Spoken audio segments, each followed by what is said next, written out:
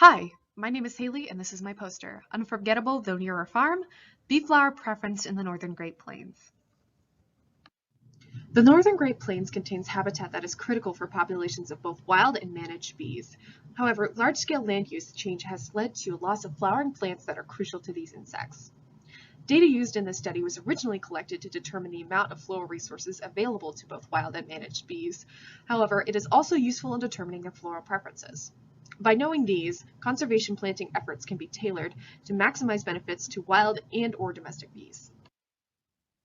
The goals of this project were to visualize the availability of floral resources to wild and managed bees, summarize the plant usage seen by these bees, as well as to determine these bees' most preferred plant species while considering covariates such as the native status of the plant, the bee type being wild or honeybees, and the seasonal availability of such plants. Data used in this project was collected in the summers of 2015 through 2019. As this study was being run concurrently to another one focused on honeybee health, transects were all within 4 kilometers of commercial honeybee apiaries. 3 rounds of survey were conducted each summer to account for varying bloom times of different species. Figure 1 shows a map of the transect sites, and Figure 2 shows an example transect. In each transect, the number of flowering stems of each species were recorded, along with the number of wild and honeybees observed visiting. Preference was then determined by ranking the usage of a plant, or how many bees visited, as well as the abundance, or how many stems it had. The difference between these two rankings indicated preference. Lower scores were more preferred as it showed a higher usage on fewer stems. R was then used to analyze data and create graphics.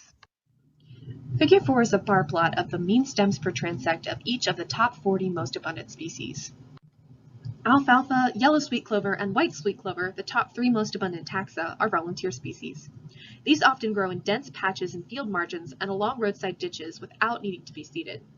This makes them both abundant and highly utilized by pollinators. This Sankey diagram depicts the total number of bee visitations per plant species over the course of our survey. There is a higher number of honeybee visitations observed due to the proximity of commercial apiaries. Wild bee visitation was seen on 76 of 92 plant species. Meanwhile, honeybees were observed on 72 of 92 plant species. There were 20 species visited only by wild bees and 16 visited only by honeybees.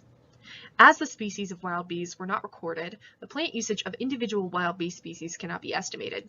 This may account for the wider range of utilization seen in the wild bee category.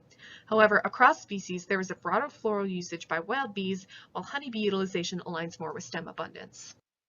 Tables 1 and 2 show the top 5 most preferred species by both wild and honeybees. Overlap was prevalent in the species preferred by both bee types, suggesting that in areas with high managed bee populations, both groups utilize similar resources. Preferred species shifted by season, likely due to varying bloom times. Wild bee preference shifted more between seasons, while honeybees showed a greater preference for the same plants. This aligns with usage trends, in which honeybees used plants with high stem abundance, and wild bees saw a more varied distribution. However, only one of the most utilized species appeared in the most preferred species. Both honeybees and wild bees showed a preference for native plants, suggesting that these might be more effective in conservation seed mixes. While high usage was observed on volunteer species such as alfalfa and yellow sweet clover, these species were not highly preferred. Effective conservation efforts should take this into account while seeding in order to better meet their conservation goals. Many of the highly preferred species in this study had fewer than 5 stems recorded. For one example, 1 stem might be recorded and 1 bee observed. This might give a relatively high preference, and in theory is a sign that this plant would be more preferred than one with 15 stems and 1 bee sighted. However, due to the limited nature of this data, the actual usage of this species is still unknown.